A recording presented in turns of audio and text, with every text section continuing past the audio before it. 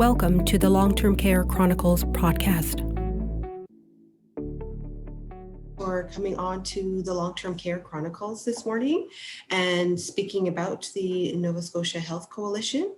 And before we start, I'll get you just to let our listeners know a background about the Nova Scotia Health Coalition and what the goals and objectives for Nova Scotians.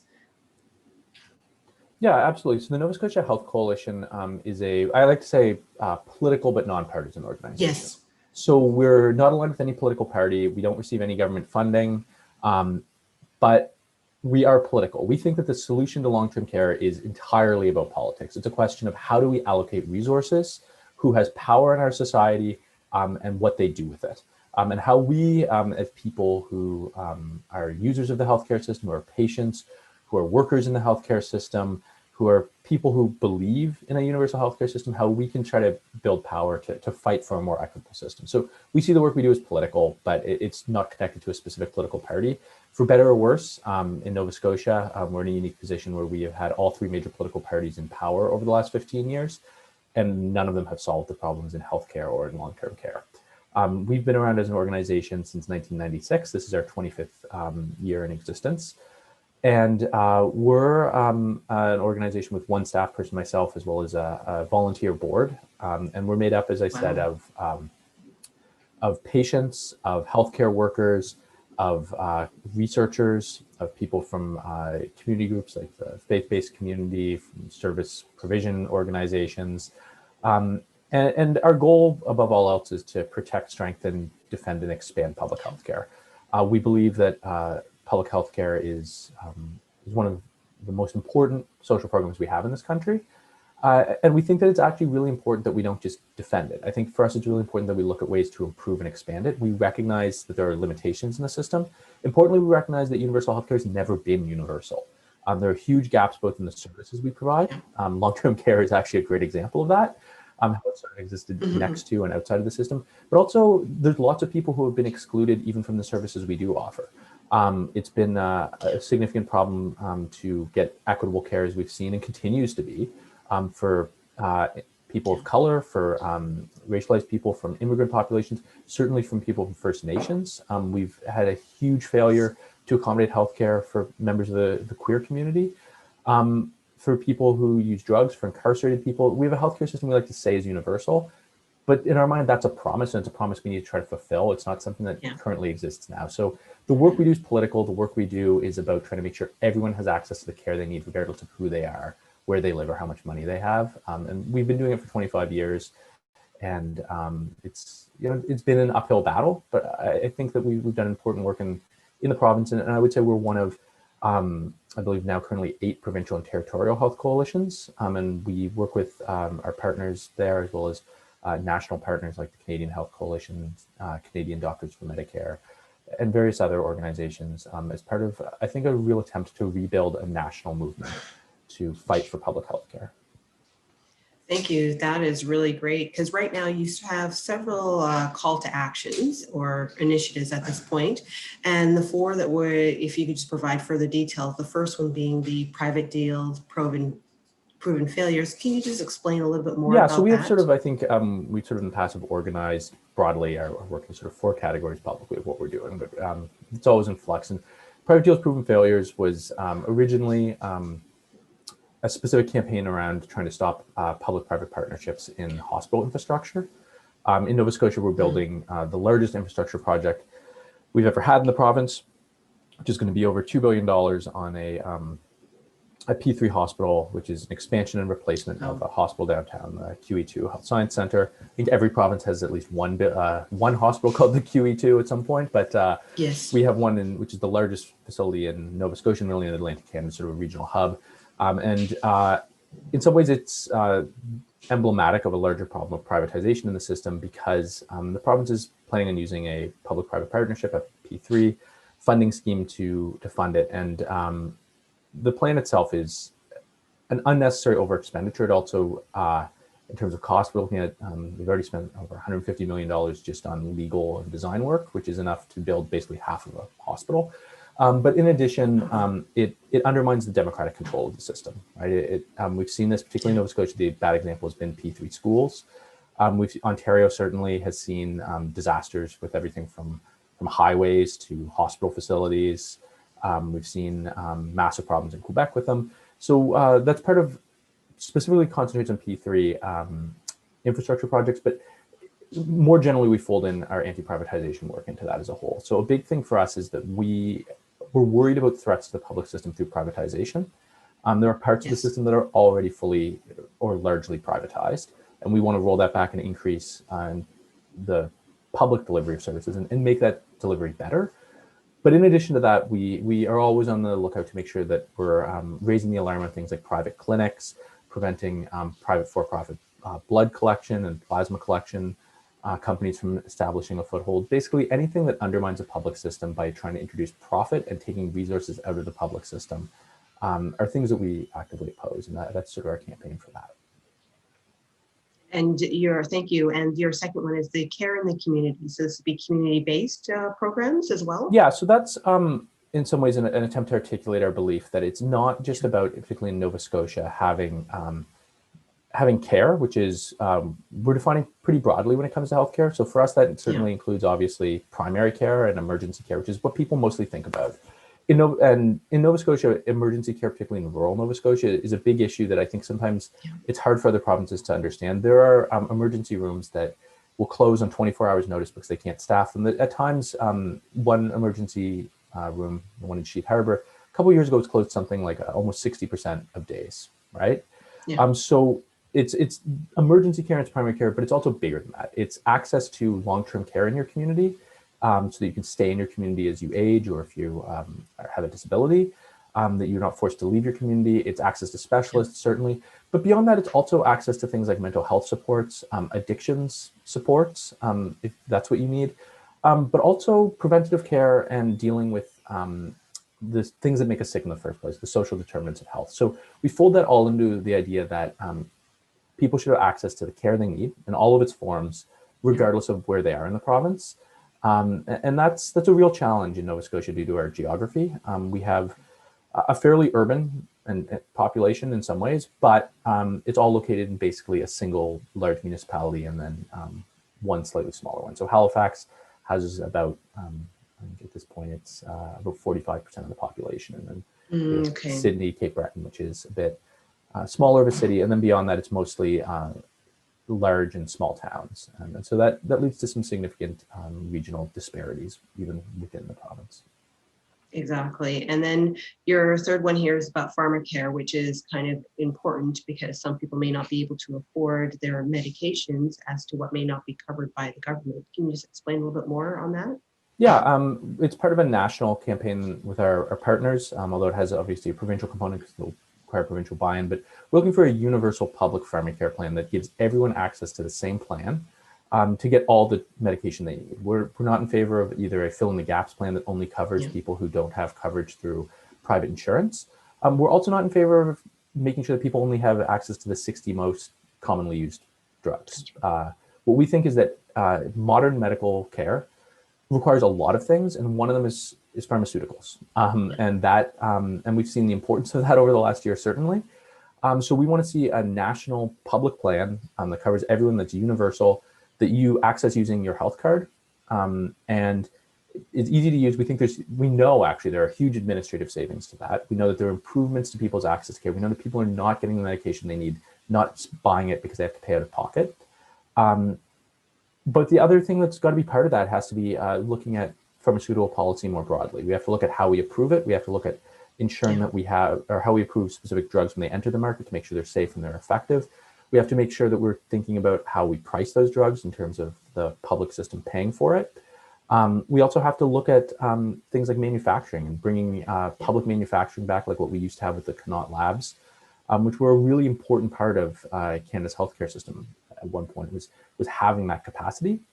So we think, and we also think that it's really important to do things like modernize our ability to track prescribing trends, right, which can be part of this. One of the reasons why, for example, the opiate outbreak was so bad was that there was a real lag, particularly in Canada, between knowing how quickly some doctors and in some regions were prescribing under pressure from Purdue Pharma and other pharmaceutical companies opiates for pain management, and our ability to have policy catch up with it. And so we think that Pharmacare is not just the opportunity to give people the medication they need, it's the opportunity to think about what the role of pharmaceuticals and the role of prescription drugs in treating illness and in being part of our public healthcare system. And in some ways, it's an opportunity to reimagine a better system because it's become such a central part of how we deliver healthcare. And it was really put together ad hoc. Definitely. I definitely couldn't agree with you more on that. And then with your fourth item here is the health funding gaps. Can you just go into a little bit more about that? Yeah, so this is primarily about federal funding to the provinces. In particular, Nova Scotia, we have some very specific demographic differences with other provinces. So for example, we have a much older population than the average province. We've had a shrinking population that's changed over the last couple of years. We'll see what happens with the stalling of immigration due to COVID, but we do have some significant age differences with other provinces, but also we have very high levels of chronic disease. And so as a result, we do need additional federal funding, as all the provinces do. The federal government, in their defense, the federal government has really stepped up during COVID. And if anything, it's disappointing how little the provinces have spent on COVID-specific funding and how much they have relied on the federal government. But we don't think that it's enough for that to happen only during a time of crisis. What we need to do is have a robust, well-funded system that is flexible enough to deal with crisis without a massive infusion of money when things go wrong. Back in 2016, the provinces, and Nova Scotia was the second province to sign this and really started, I think, really opened the floodgates on it, signed bilateral deals with the federal government on federal funding, where previously they had said that they would need somewhere in the realm of about 6% increases each year in the Canadian health transfer. Basically, the short version is that the Canada Health Transfer is a federal transfer that gives money to the provinces to deliver healthcare. And there's what's called an escalator clause, which is how much that goes up each year. And that's a complicated clause based on population, on GDP, that sort of thing. But on average, the provinces said they needed at least 6% in order to just maintain the levels of healthcare that they had.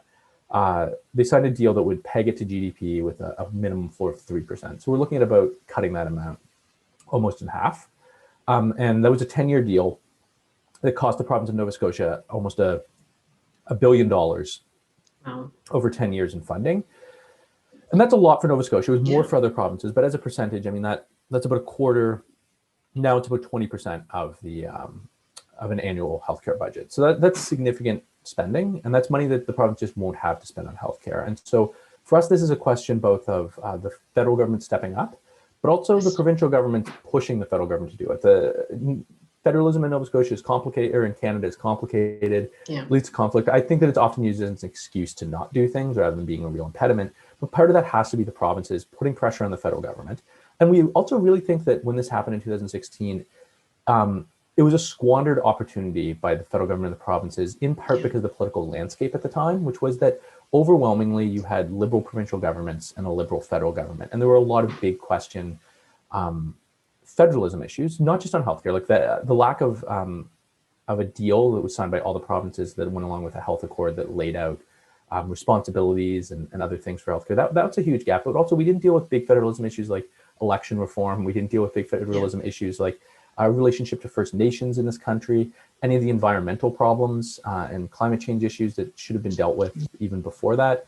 And now we're dealing with a different political landscape, but we think that due to COVID-19, for example, there really is a need from the provinces to get more funding. And we think this is a place with Canada Health Transfer where it's very clear, and there's a clear history in the past of the federal government increasing its transfers and ensuring that all provinces have equitable access. Because all of those other things I talked about require resources.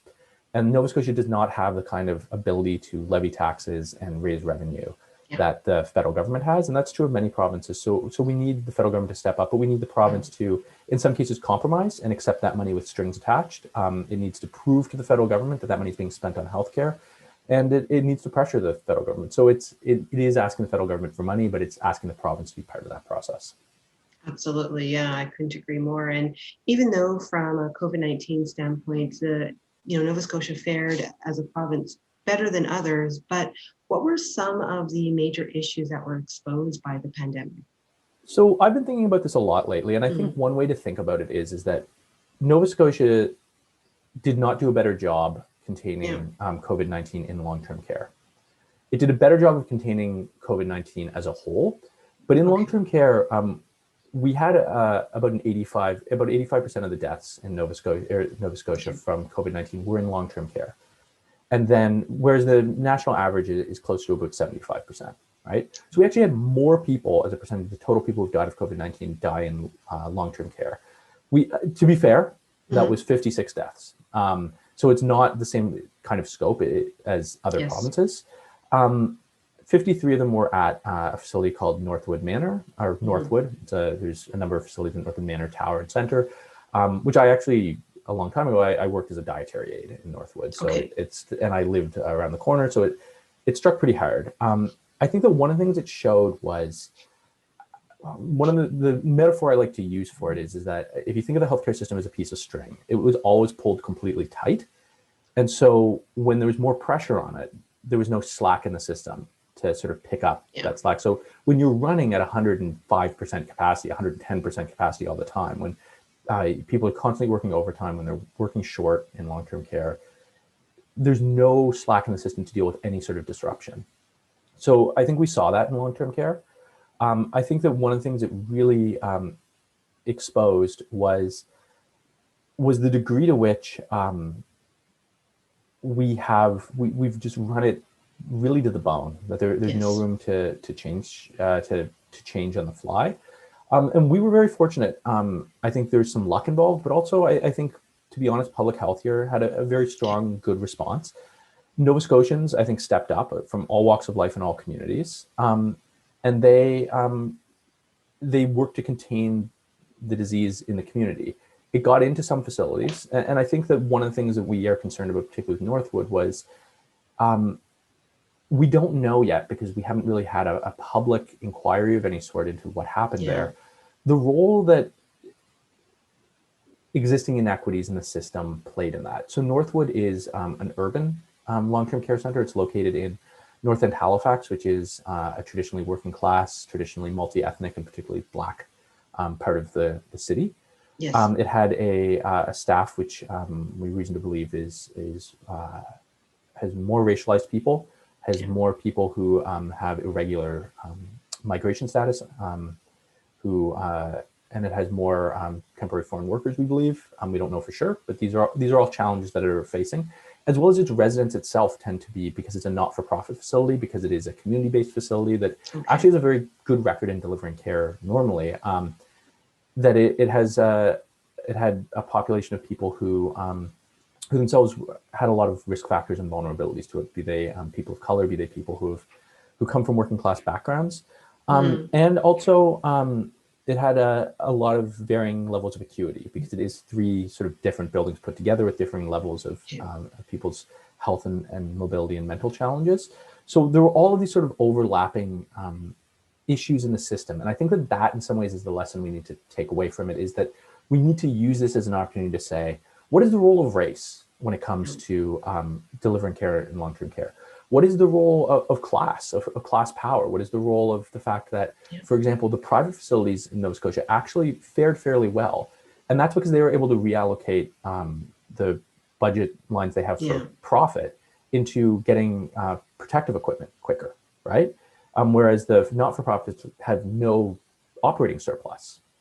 So as a result, what happens when you have some parts of the system who are able to siphon off profits and other parts, and then reallocate those profits in an emergency, which, like, I mean, I'm glad they did. I'd rather they do that than profits, but I'd rather they weren't making profits at all. I'd rather that was always being reinvested in care.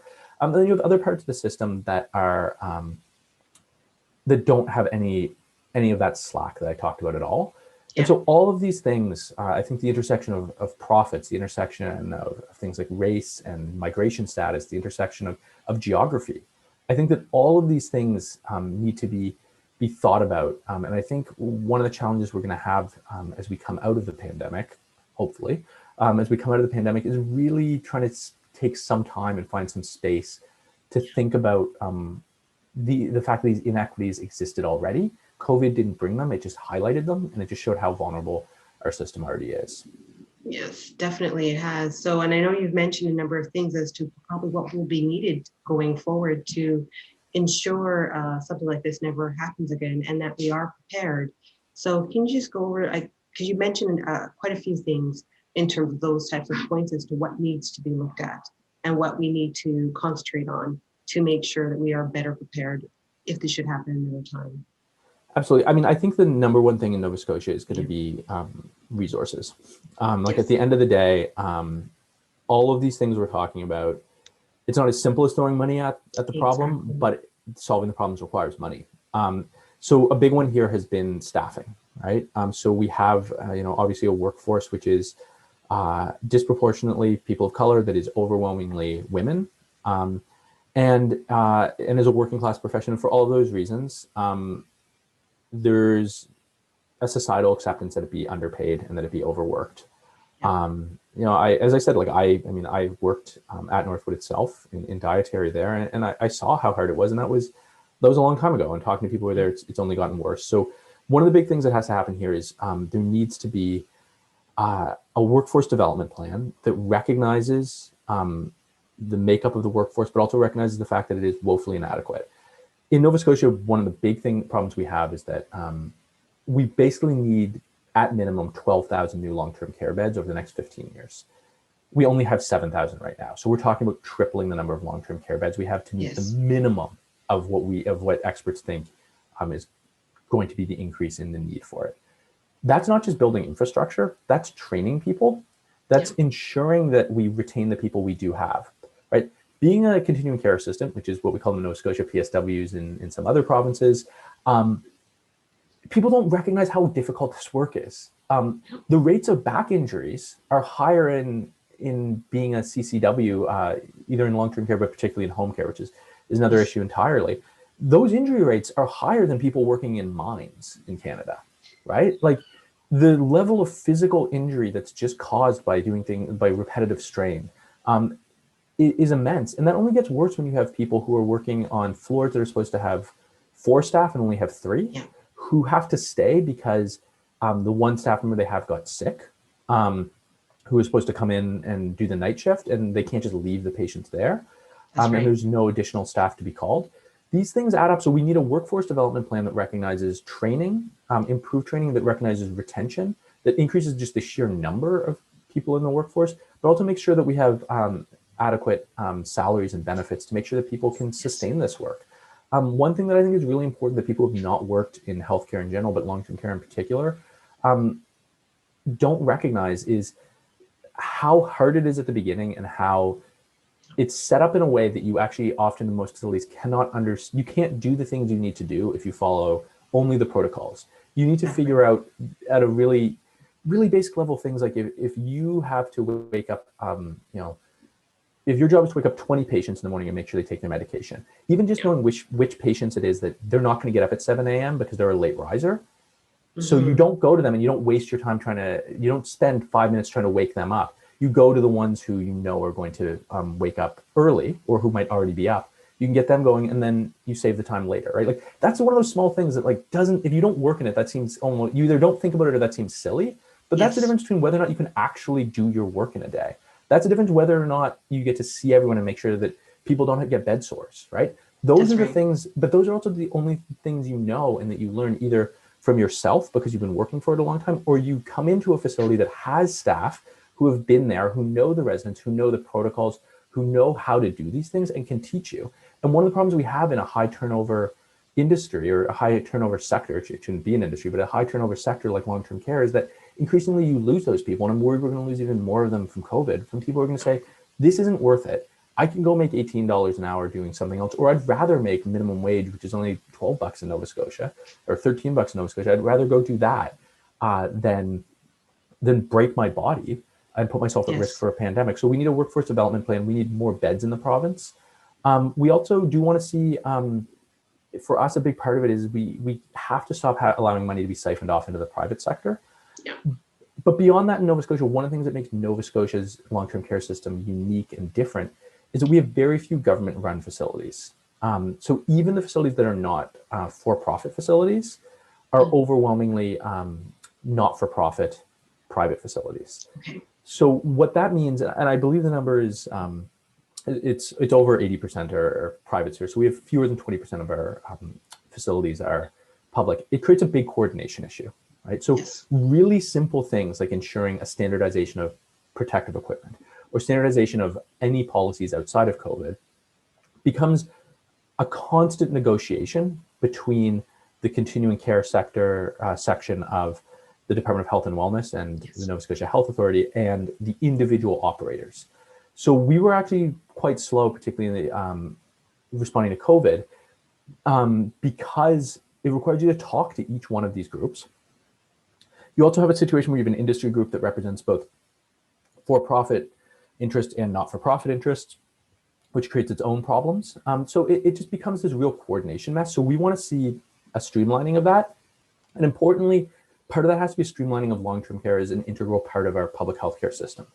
I think that in a lot of ways, it occupies this gray area between a place where people live and a place where people receive care. And I think that that is, in some ways, natural. But on the other hand, it also means that people don't think about it as part of our healthcare system. And in Nova Scotia, we know that one of the major strains we have on our emergency healthcare system, which is itself in crisis, and our hospital healthcare system, is the number of people who are waiting for long-term care placements, who are sitting in hospitals. And that's numbers, we don't actually have exact numbers, but it's generally somewhere between 1,200 and 1,800 people at any given time. So we say about 1,500 people. And that's in a system with only 7,000 spots, right? So that's significant. That's almost it's about a 20% wait list. And it's not just that that's a strain on the public healthcare system. That also means that people aren't getting the care they need, right? If you need long-term care, the things you need to live like a dignified and healthy and joyous life, which is what we should be aiming for. It's not just survival. It's people should be able to live fulfilling lives, just because you're older or because you may have a disability or other limitations doesn't mean that you don't deserve to live like a great life. You can get that in long-term care in a good long-term care facility. You can't get that in an inpatient bed in a hospital. That's right. It's not equipped for that. It's not designed for that. So it's not just about freeing up the rest of the system. It's making sure that people are getting the care that they need, the care that they deserve, and the care that lets them live a fulfilling life. And so we need to do all of these things. I think that a big part of this is going to be resources.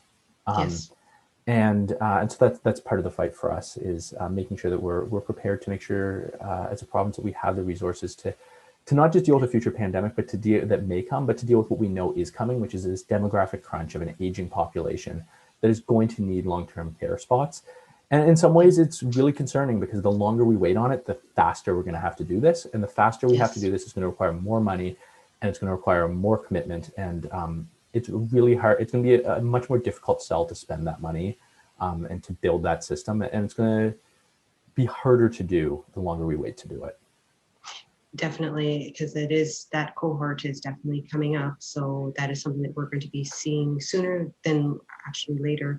And I know just in your answer, you use some terms that may not be the same here in Ontario, but in terms of staffing. So we would normally say for someone to be at the PSW, which is a personal support worker. I think you use the term CCNA, is that correct? It's CCA, it's a continuing care assistant here. And then for nurses, because I know they have different designation depending on where they got their either degree or diploma. Is that the same thing for yourself in Nova Scotia? There's three main classifications of nurses. So there's LPN, licensed practical nurses, and then there's registered nurses, and then there's nurse practitioners. And they each have different responsibilities and training levels. In long-term care, it's primarily a combination of mostly LPNs and then some registered nurses.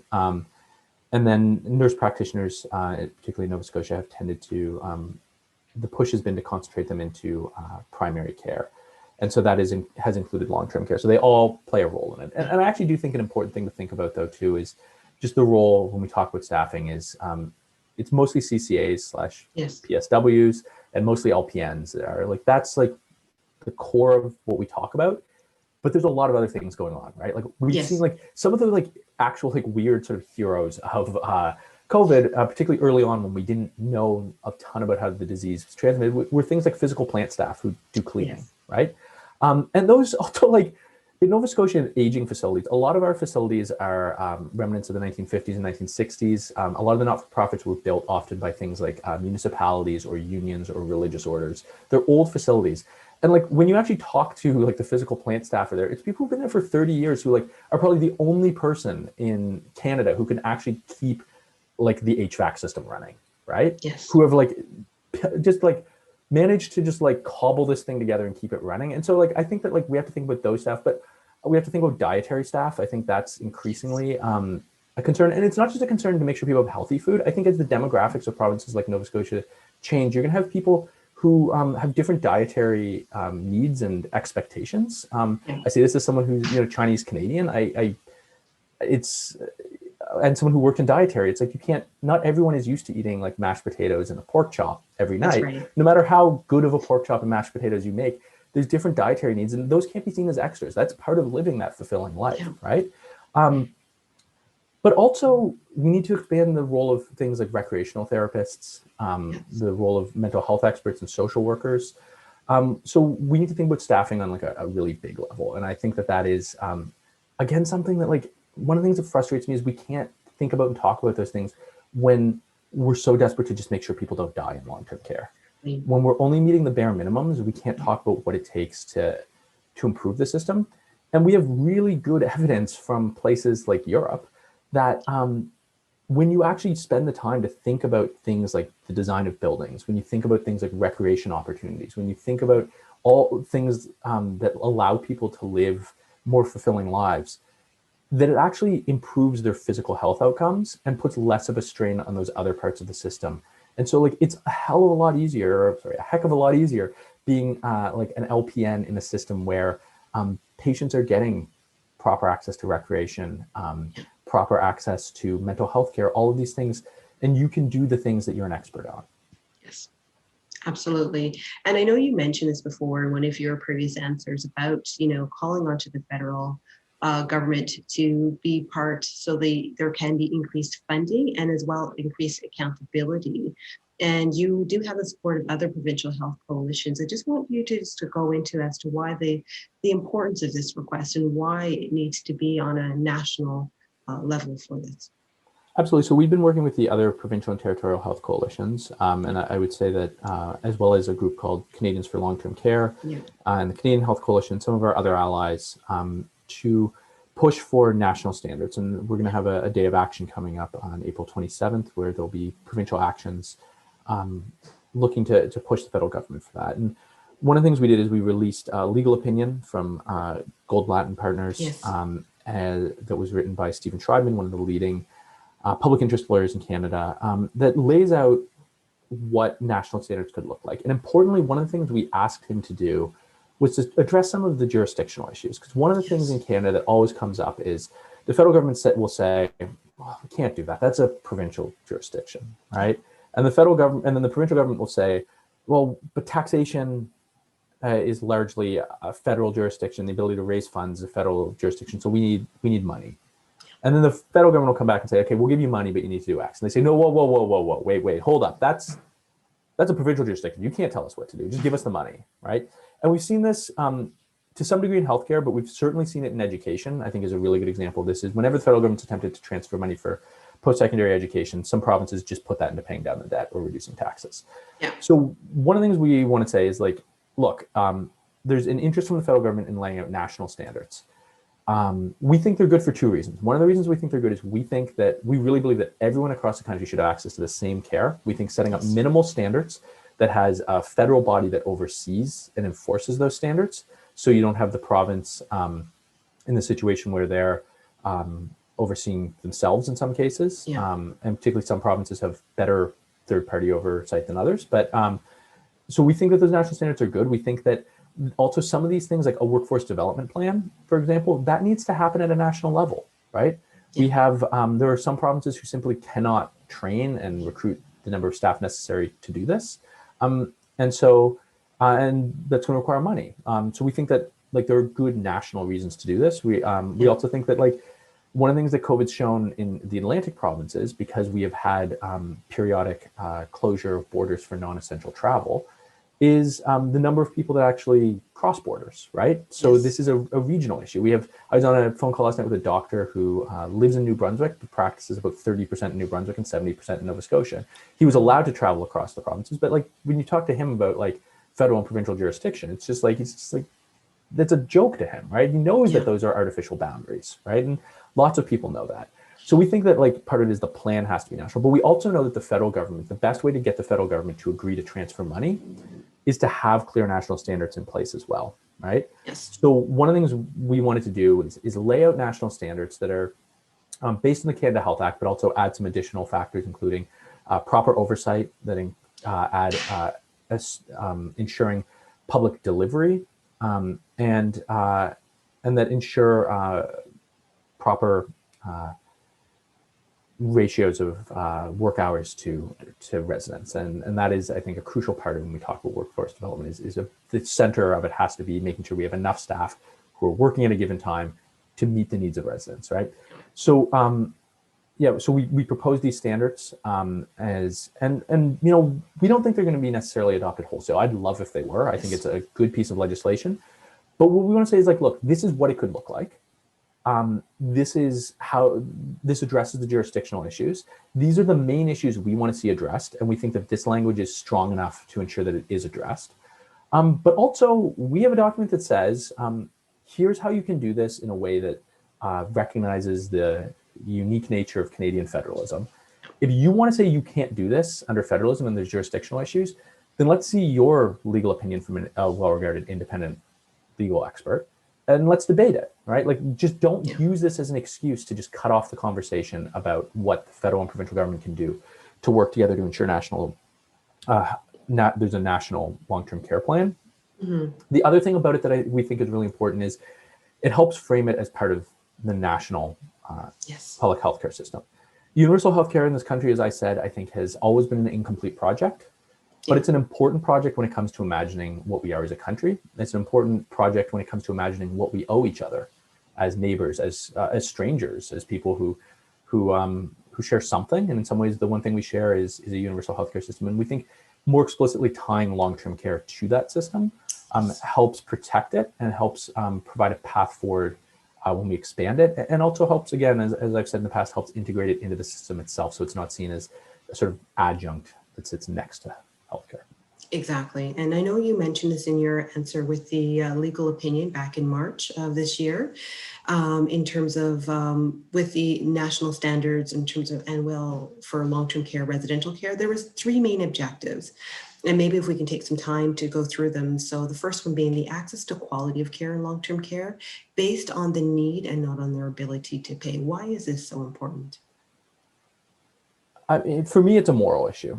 At the end of the day, I think the ability of people to survive, first and foremost, but beyond that, as I've said, to live a dignified life, and ideally a life that is full of joy, should not be based on the circumstances, the economic circumstances you found yourself in, right? I think this is something people should have access to by right. And I would say when I talk about joy, like, again, like Northwood has been so in the news in Nova Scotia as the facility where we had so many deaths, but I actually have a number of connections. Like my aunt worked there for years as a social worker. My grandfather lived there until he passed away. And in a lot of ways, the best years of his life were in that facility because he was part of a community again in a way that he hadn't been for much of his later life, right? And I think that like having access to that needs to be something that everyone has. And it should be in every community. They should be the center of communities, of rural communities, of urban communities, of suburban communities. And the problem also with it becomes that when people don't have access to the sort of quality care and long-term care that they need, they find themselves in other parts of the healthcare system. That's so right. Even from strictly from like a bean counting perspective of figuring out balancing ledgers, if you want to reduce the cost of emergency care, you want to reduce the cost of inpatient care in hospitals, if you want to make sure that people have access to that care, a big part of it is offer them high quality long-term care so that they don't get so sick that they need to go in there in the first place, or when they do find themselves sick, there's a place to discharge them that can be their new home. So for us, it's ensuring that everyone has access to that. And again, a key part here is that it's quality care. We're not looking to warehouse people. We're looking to find ways to build communities that people with disabilities and that people who are aging can live in and be a part of, and that they can choose to go to one that meets their needs, that is in their community, not make a choice based on the one that they can afford, or that is the option of last resort. We think they should all be good. We think that people should have access to them, and we think that they should be part of the public sector, because we know that when you're talking about trying to siphon off 10% of profits to pay out as dividends to shareholders or to reinvest in expanding your company, that's money that's not going into care. Exactly. And then the second one would be the national standards required to ensure access to necessary, comprehensive, and high quality long-term care. Yeah, and again, I think this really comes down to this question of comprehensive and high quality.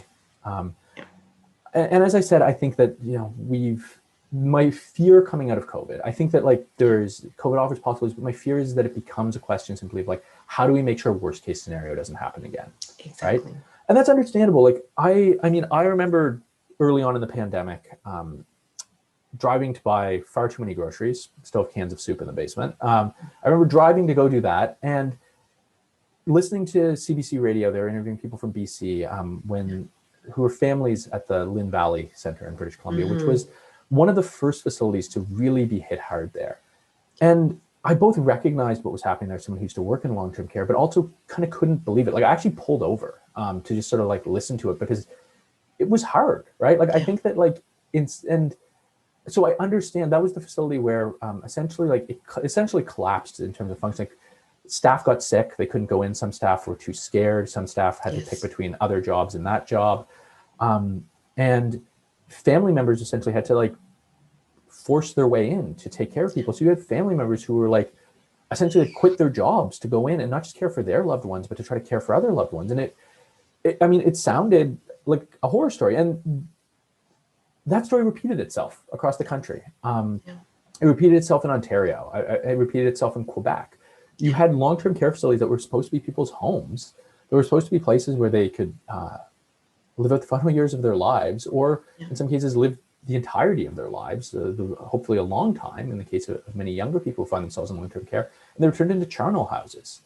And that's, we need to do something about that, but we can't stop at that, right? We can't say that the goal here is to make sure that we don't have another Lynn Valley, or the goal here is that we don't have another collapse of the long-term care system. The goal here has to be high quality care where people can live. It doesn't seem too much to me to ask for that, right? And I think that sometimes we have to phrase it in the sense that it's what are we choosing over this? And what we're choosing over this has traditionally been, has been things like corporate tax cuts, has been subsidies to private industry, and in a lot of cases is choosing to allow for-profit long-term care facilities to take money that should be spent on care and should be spent on improving the public healthcare system, and particularly improving long-term care and improving care for those residents, and turning it into profits for individuals and for pension funds and for hedge funds and for investors. And I actually think that on the one hand, Nova Scotia is an extreme example of this, where we're talking about almost tripling our long-term care capacity over the next 15 years. But every province needs to increase their capacity. And that's actually a remarkable opportunity, right? I think that in some ways we can see that as being it's daunting. It is a massive, I was trying to think of this last night with a discussion with someone else about the scale of what we're talking about. What have we built that would talk about tripling long-term care capacity? It's bigger than building public health care, because the Medicare system relied primarily on existing hospitals.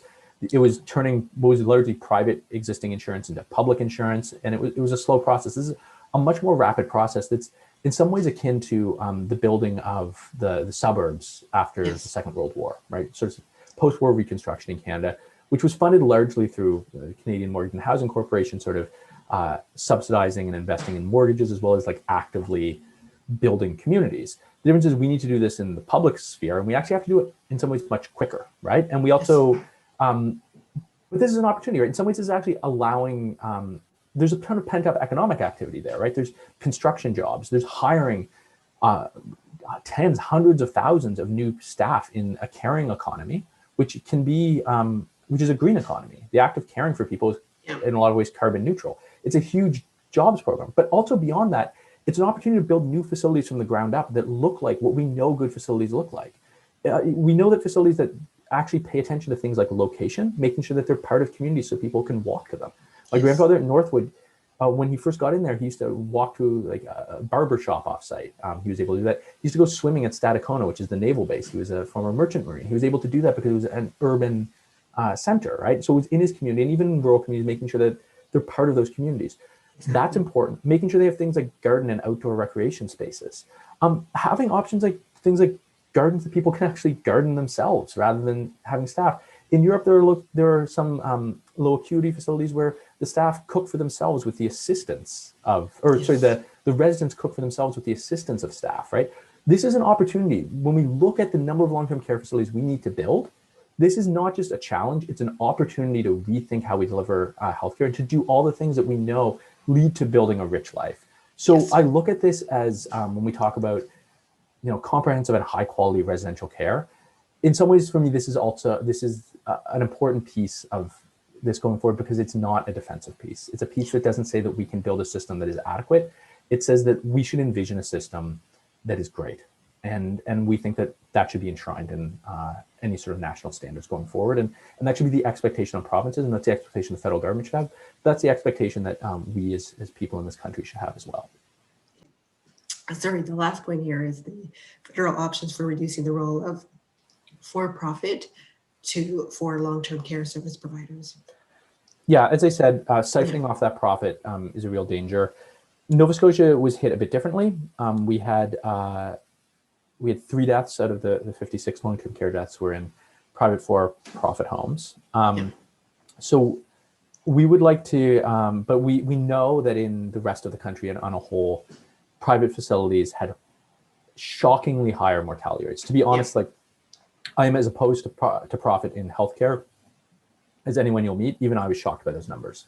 And I do want to take this opportunity as well to thank Nora Loretto, who's actually a personal friend of mine, for the work she's done in actually tracking deaths in long-term care in this province. I know when I first talked to her, like the first week she started doing it, she thought she would do this for a bit and that it would take her like half an hour a night. And it became a multi-night thing that she's been doing for over a year. And so her work has been really invaluable in understanding this. But for-profit facilities have had much higher mortality rates. But the other thing about for-profit facilities is like when management failed to protect residents, the cost of that got downloaded onto the public system, right? So what ends up happening with these private long-term care facilities is that they exist only because of public subsidy. And I think this is a thing that people really have a hard time understanding, is that there are retirement facilities where people will pay $10,000 a month if they're really wealthy to live in this sort of like, which is essentially like a condo with amenities, right? Like those exist. But when we talk about long-term care, long-term residential care, virtually all of those spots exist only because the provincial government pays for those spots and pays for people to be in them. And that costs the same in a private facility as in a not-for-profit. It costs the same in a private for-profit facility and in a private not-for-profit facility. In most provinces, that's just a flat number, right? So that means that like in order for them to get their 10 or 12% profit or whatever it is, they just budget that out and they just say, we're just going to find that 10 to 12% savings elsewhere. And that's most often on staffing. That's overwhelmingly where that comes from. But what this means is that this is an industry that exists only through indirect subsidy of the fact that we have an emergency and acute care system that deals with the problems that they create through inadequate care. But even more importantly, exists purely based on direct subsidy and the fact that they just get paid on a per resident basis to have residents in them. And in most provinces, I'll speak only for Nova Scotia here, their physical plant construction is overwhelmingly subsidized by the provincial government. So we have this industry that essentially has taken the generation of profit and made it the responsibility of provincial governments to ensure that they have guaranteed profit. And this is extremely stable profit. There's a reason why investors really like it at a time, when, there's a lot of conversation about the role of REITs, real estate income trusts in in long-term care. And I think that there's, we don't have time to get into it. I think there's a lot of debate to be had around what that actually does to long-term care. But the reason why it's so attractive to investors is that when you have a provincial government that's going to guarantee you profit because they are going to pay for your physical upkeep and infrastructure builds, and they're going to pay you a guaranteed lump sum of money, and all you have to expect management to do is to keep costs down, that's going to guarantee you returns. It's going to guarantee you payouts on your ownership of units of this REIT at a time when bonds are yielding 1.5%. So the reason why it's so attractive has to do with not just the nature of government policy when it comes to healthcare, but it has to do with the sort of the political economy of the time we live in, which is investors, ironically, many of whom are retirees themselves, are looking for a stable form of retirement of investment income in the form of yields. Bonds aren't delivering it, so they turn to real estate investment in the form of REITs, which themselves own long-term care facilities, who are, in some cases, actually delivering improper care to the same people who own pensions or own mutual funds or own share, like units of Chartwells. Yes. Like people are in some ways actually getting yield off of their own suffering. And I think that is the way we've structured the world, I think, leads us into those contradictions. And we think it's the role of government to say, we're going to stop making this happen. We're going to take that money that's going to long-term care profits, and we're going to force that to be reinvested in long-term care care and frontline care. And we think that the federal government needs to take a lead on this. And we think that a big part of that is to figure out ways initially to just simply stop transferring that money. I think that it's going to be a long process to figure out how we deprivatize the system. There are examples of this internationally where it has happened, but it's difficult and it's time consuming. But we think the first step is to just say, we're not going to continuing to give you new money. If new money goes to the provinces, that can't go into for-profit care. We want to see that in public care. We want to see that in not-for-profit private care if necessary. But what we don't want to see is that going to investors and owners. No, thank you for that, because that's a great explanation. And I think that will help people to really understand the conversation as to why profit really needs to be taken out of long-term care. And this goes into the next question.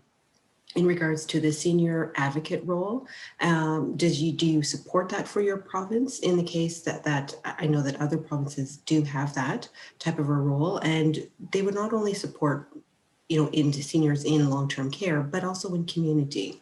What would you say to that? Yeah, we think there needs to be a robust either a senior advocate or a continuing care ombuds person. Right now in Nova Scotia, that's the purview of the broader ombuds office. Yeah.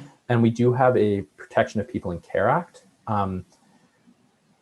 There have been overwhelmingly negative experiences trying to seek resolution in either of those. And not to harp on this, but in some ways that's a resource issue, but also in some ways that's, there's a central contradiction in long-term care, which is we have so few spots, again, about 1,500 people on a waiting list with about 7,000 spots, that the Department of Health and Wellness and the Nova Scotia Health Authority in this province, which sort of oversee long-term care, they're in a really difficult position because they don't want to endanger the operation of existing facilities, right? And so when you have people whose responsibility is, they've got pressure on one hand to say, look, we need more long-term care spots, but we're not going to give you more money to do it.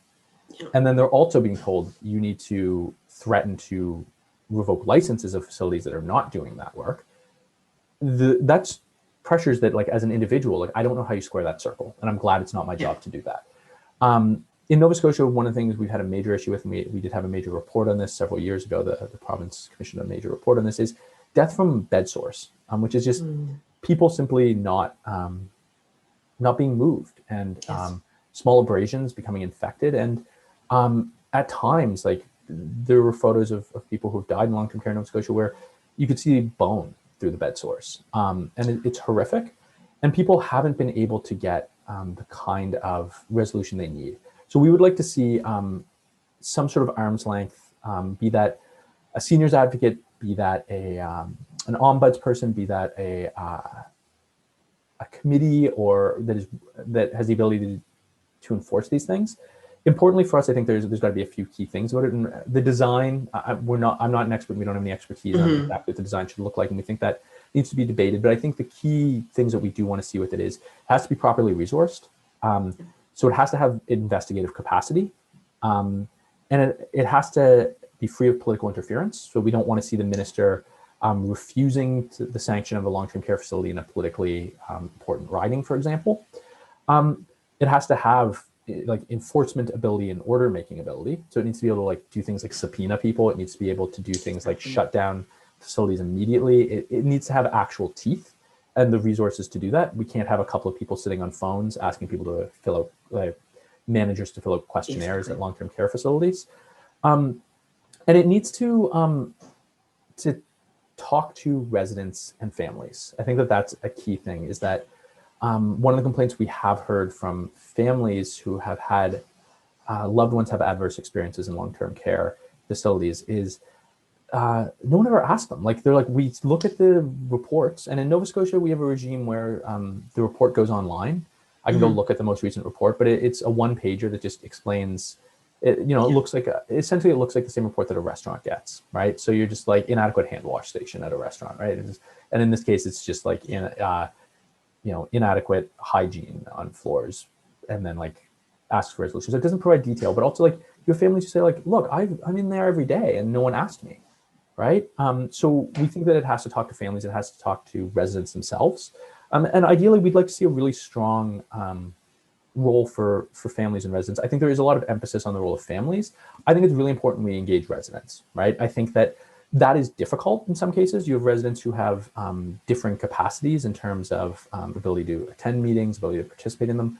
But I think we should invest in the resources to help those people do that, right?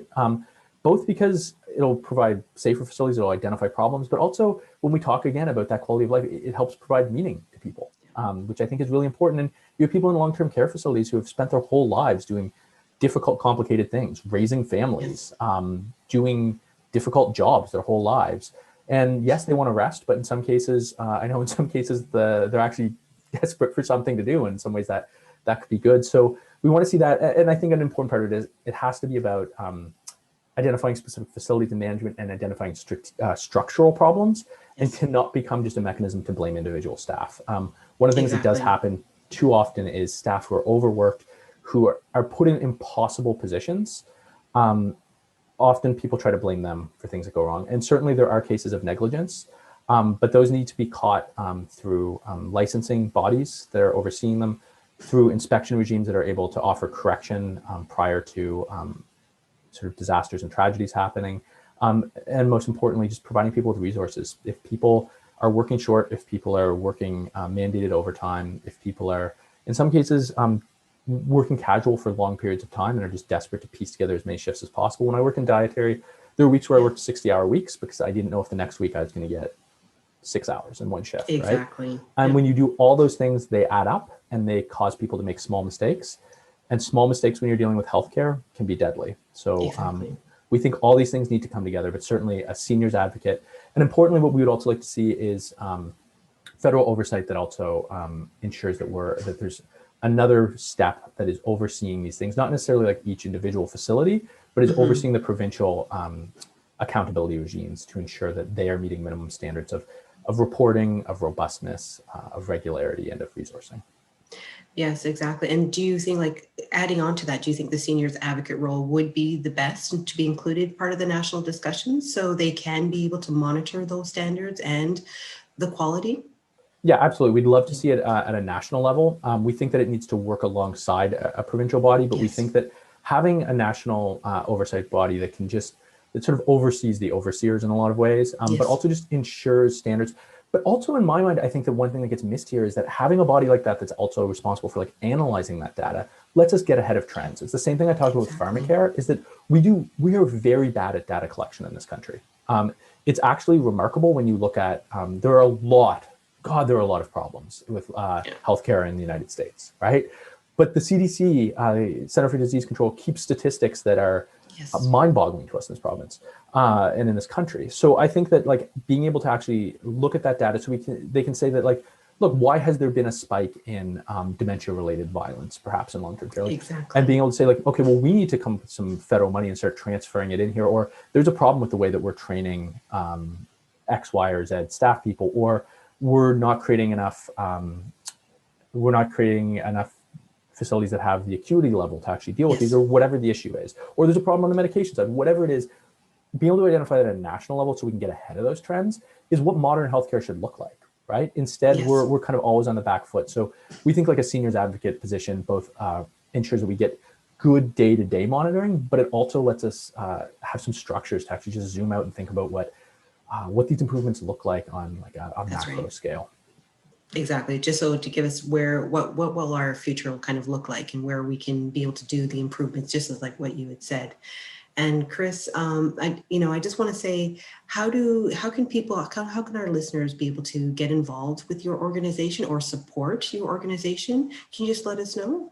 Yeah, absolutely. So you can go to nshealthcoalition.ca is our website, and there's some information on there. I think the best thing you can do is to become a member. We are an individual membership-based organization. We just had our general meeting a couple of weeks ago, and it was a success. But we do actually have a couple of open board seats, in fact, if people are interested. Mm-hmm. We're looking particularly to diversify our board, both in terms of people's experiences, but also geographic location, if you're from Nova Scotia. So if you want to become a member, we have some events coming up, like the Day of Action on the 21st. We're partnering with the Canadian Centre for Policy Alternative, or the Day of Action is April 27th, rather. We're partnering with our allies at the Canadian Centre for Policy Alternatives to do a workshop on social policy framework and healthcare policy. So we're looking at trying to talk about some of our policy priorities so people, if you're members, can get involved in that. We work with some coalition allies around long-term care and other issues. So there's a number of ways to plug in. The best way to do that is to become a member. It is $10, but we have a policy that we do not deny membership to anyone for financial need. So there's instructions there if it would be an impediment to pay a membership fee to become a member without doing so. You can also follow us on social media. Facebook's the most commonly updated one. And I would also encourage people, I know there's listeners from all over. Yeah. There are provincial health coalitions across the country. They do incredible work. I'm often envious of the work that a lot of our allies do, and we're really a lot of sort of the forefront of fighting for improvements to public health care and protecting what we do have. So I'd encourage you, if you're interested, to just type in your province, like BC Health Coalition, Manitoba Health Coalition. In the case of Alberta, you're going to want to look up Friends of Medicare Alberta. They have a slightly different name, and look at getting involved there. I think that there's tons of ways to plug in, and I think that this is a long haul fight, but I think the important thing here is, like, politicians aren't going to save us, right? Like private long-term care facility owners are not going to save us. The solution here is us, and it's building power in a movement to fulfill that promise of public health care, including long-term care, including home care, including continuing care that we talked about earlier. And I think that the best way to do that is to get involved, and particularly as hopefully we're seeing light at the end of the tunnel from this pandemic. And I'm saying that from the privileged perspective of Nova Scotia. I think it's also an opportunity to reconnect with community, right? I think that it's been a hard year for everyone. And I think that getting involved in an organization like a health coalition or another activist organization is a way to reconnect with community and to try to make sense of what has been a bad year. And that has been a bad year that's really made us think about healthcare. And so I would really encourage folks to plug in and think of ways to get involved. And I'm always happy to chat with people. My contact information is certainly on the website. So if you're here, and if you're in a province without perhaps the infrastructure of a provincial health coalition or other sort of healthcare activism, these things start by people deciding to do it themselves. Exactly. And so I'm certainly happy to point people in the direction of how they might be able to do that in their own province or territory as well. Perfect. I'll put those in the show notes as well, so people can be able to access that information. But again, I just wanted to thank you so much for coming on to the Long-Term Care Chronicles and for the time and speaking on all of this. Thank you so much, Chris. No, thank you so much for having me. You're welcome.